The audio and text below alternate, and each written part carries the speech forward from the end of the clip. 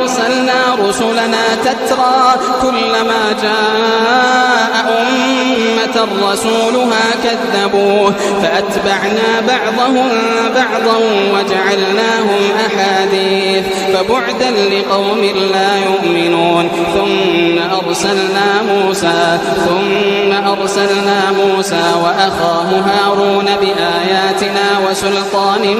مبين إلى فرعون